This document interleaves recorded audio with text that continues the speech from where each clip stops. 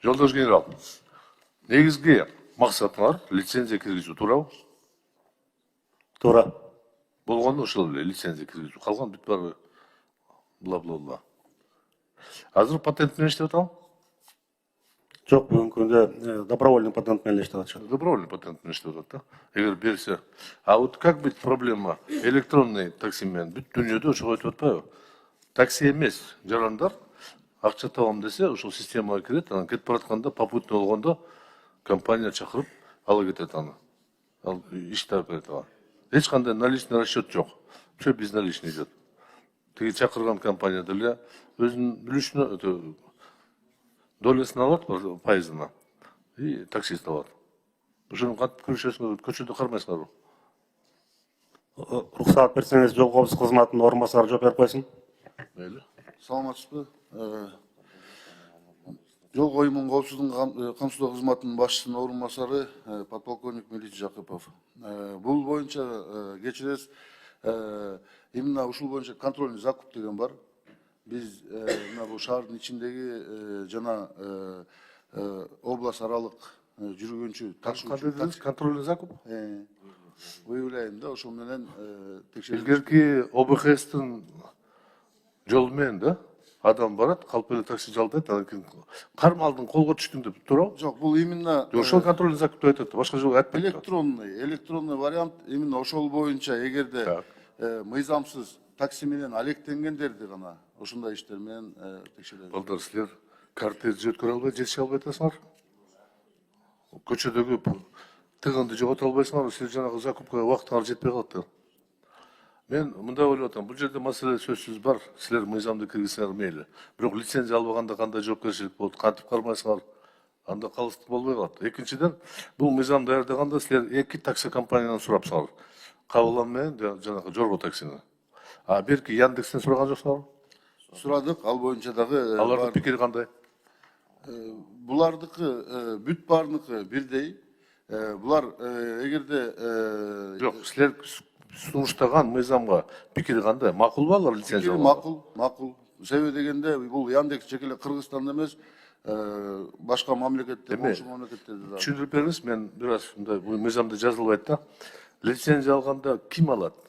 Уюштурган компания алабы же такси алабы? Адам алабы? Уюштурган компания дагы алат, өзү ар бир айдоочу да алат да. Мисалы үчүн айдоочу өзүнүн машинасына өзүнө алат да лицензияны. А эгерде уюштурган компания 100 автомашина алса, Уюштурган ал бир эле лицензия алат да, туурабы? Уюштурган компания лицензиясы жок таксини кызматка чыгарбайт да. Жок, эгер ал сатып алса өзүнүн компаниясы 100 автомашинаны сатып алып, Анда ар бир машинасын алат. анда болбойт, ар бир машинабы чо? Жок, то есть ошо 100 машина алса, ошонун баарына бир лицензия алат да. Бул силердин сурооңорго да тиешеси жок азыр. Бул суроо ушундай. Биз бир айдан бери Яндекс таксинин жанагы водительдерден алган үлүшү аябай чоң деп 20%га чейин деген сөз чыкпадыбы? Анан кекенбе Яндекс компаниядан таракатура кылып, обыска кылып бир аракеттер жасалган. Бирок бүгүнкү күнгө чейин ошол пайыз дагы эле төмөндөгөн жок. Бул боюнча силерде, жолдош генерал, бир аракетиңер барбы? Мен мисалды айтып кетейин. Мен бир жерден бир жерге барсам, 420 сом төлөйт экен, 422. Ошонун 84 сомду уюштурган компания алат. Бул адилеттүү эмес да, туурабы? Эмгегине жараша үлүштү алыш керек да. А как чакырган үчүн 80 сом алса, ал барып тиги потребителдин мойнуна түшөт экен да. Мен силерге сунушту айта элем, карап койгула, ушу же азыр акыркы учурда мыйзам чегинде бирдеме кыла албасаңар деле чакырып сүйлөшүп төмөндөтүш керек. Себеби таксисттер выхода нет, кошот да басына. 400 сомдон 80 сом алган, бул, по-моему, туура эмес го. Мен эстетип коем, ушу бир аракет кылып көргүлөчү, чакырып сүйлөшүп түшүрүш керек басын. Себеби барып айланып элдин мойнуна түшөт да. Бул Исхаков Сыматович, өтүнүш, бул маселе боюнча ооба сиз жогорку кеңеште көтөрүлгөндөн кийин бул багыт боюнча тапшырмалар берилген. Бүгүнкү күндө башкармалыктар иш алып барып жатат. Кечээки күнгө аткарылган эмес да. Кечээки күндө мен бир такси менен кетип баратканда сурадым. Аткарылган жок. Баягы эле 17-18% алып калып атат да. Азыр иш алып барып жатат бул багытта. Абакиров Илдар Курманбекович. Кезеги менен. Рахмат, Мурат Жакшыбекович. Эми лицензирование 2009-га чейин болгон деген се, Адылбек Жолдошбекович. Биздин коңшу өлкөлөрдө барбы лицензирование? Казакстан, Өзбекстан. Бүгүнкү күндө бизде ошол коңшу өлкөлөрдө, Россияда, Казакстанда, Өзбекстанда, Россия Федерациясында алар колдонуп келет. Лицензия система бар аларда. Өткөн мен Казакстанга барганда байкабайм да көп, ал жерде ар бир машина эле токтоп алып кете берет да. Андай деле бир. Эми байкаган жокпуз да, лицензия бар экен. Бул жерде мындай чоң суроо да, кардар үчүн эмне өзгөрөт? Лицензия күчүнө киргенде мына таксиге отурган адамдар үчүн эмне өзгөрөт? Биринчиден, бул такси кызматын көргөзгөн жаран такси унан ээлерин, автоунан ээлерин баары биринчиден учетко алынат. Экинчиден коопсуздук маселеси болот. Коопсуздук маселеси. Үчүнчүдөн, бул бир эле автоунан ээси эмес, ошол эле кардарлар үчүн коопсуздук болот. Себеби бүгүнкү күндө мына бизде статистиканы карап көрсөңүздөр, ошол унага салып кетип, бир топ кылмыштар болуп жатат. Ошол эле зомбулук, сексуалдык жана башка тараптар боюнча. Ошол жагы да эске алынат бар. То есть машинанын сыртында бир өзгөчө бир белги болобу, такси лицензиясы бар такси деген. Ооба, ал боюнча эске алынат. Биз элге айтабыз, ошол лицензиясы бар таксиге отурсаңыз, коопсуздук мамлекет тараптан камсыздалат деп, Мисалы, Түштүк Корея, Жапонияга барсаңыз, аэропорттон чыксаңыз, таксинин баары ушунчалык таза, жанагындай сиденьялардын отургучтарына аппак ушундай эме тагылган, керек болсо таксистер жанагындай аппак перчатка кийген, фуражкачан, мындай турист катары түшсөң абдан жагымдуу да. Ошондой шарттар коюлабы, коюлбайбы бизде? Буюрса алар да эске алынат. Бул бир эле Корея эмес, ошол эле Кытай мамлекетинде дагы ошо өзүңүз айткандай ак перчатка кийип, өзүнүн униформалары бар. Андай шарттар буюрса да карайбыз. Биз азыр чоң көйгөйлөр аэропортко түшкөндө мен интернеттен кээ бирде окуп каласың. Мисалы жакында бир Россиядан бир аял келиптир, баласы оорулуу экен, ДЦП ушундай. Анан биринчи жолу Кыргызстанда келиптир, аэропорттон түшсө эле Бишкекке чейин 4000-5000 сом деп дароо эле айтып беришиптир да. Эми андай акча турбайт да. Анан аны бир журналист көрүп калып, ортодон киргишип, таксисттер менен мушташа кестип жастап, анча турбайт. Ал реалдуу түрдө бир 500 000 сом эле турат деп, акыры ошол аялды жеткирип коюптур. Кыскасы мындай бир жапайы мамиле бар да. Мындай туристтин деңгээлине карап, кээ бирде ар кандай таксисттер бар. Ошол жагынан кандайдыр бир регулировка болобу, болбойбу?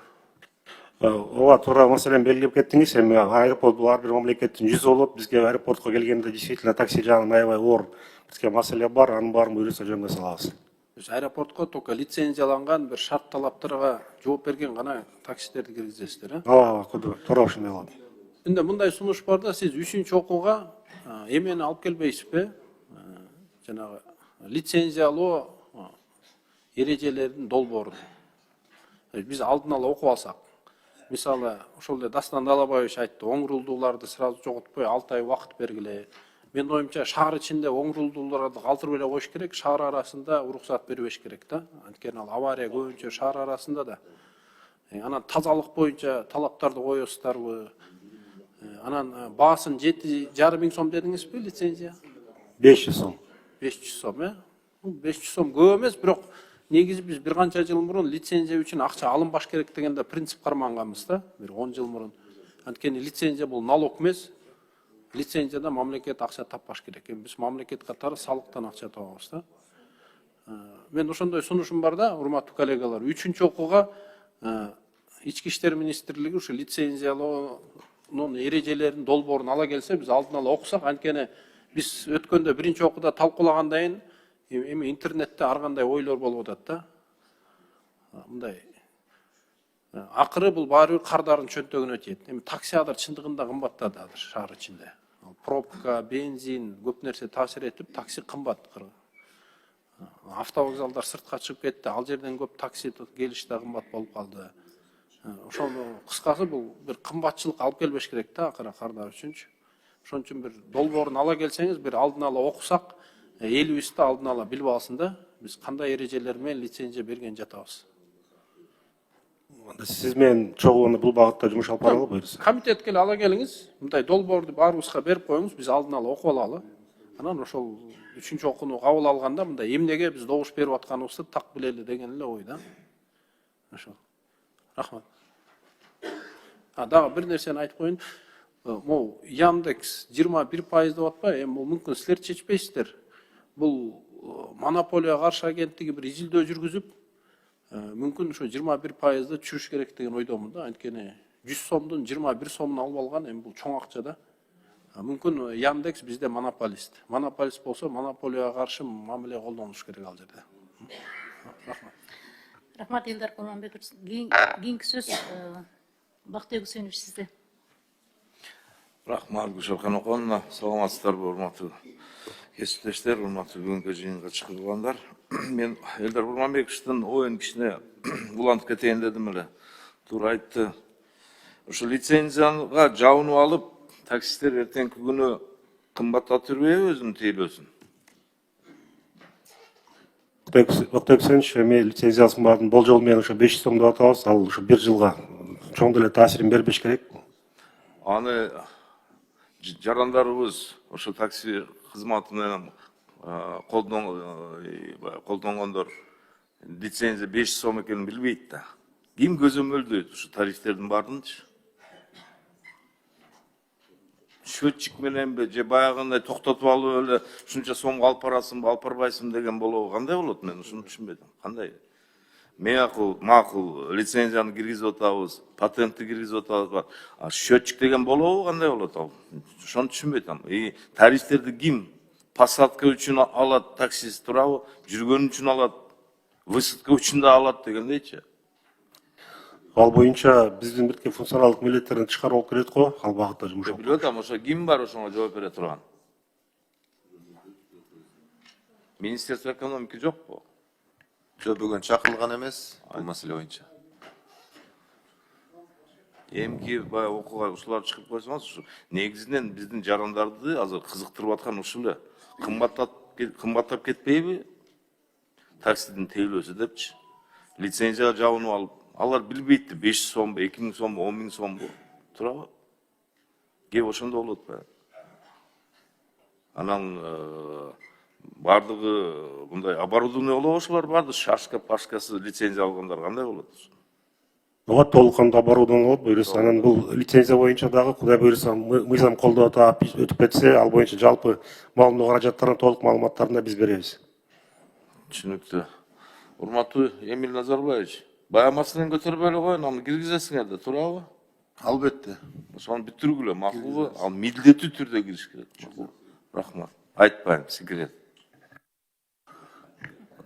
Бактыбек Үсенович, экономика министрлиги чакырылган экен, бирок келбептир да. Эмне келген жок, Асан мырза? Азыр ошо менен токтотом. Азыр келип калышты. Сөз айтыңыз. Кечиресиз, Арсан мырза келгенде эле эч ким келбей калат. Эмне болду?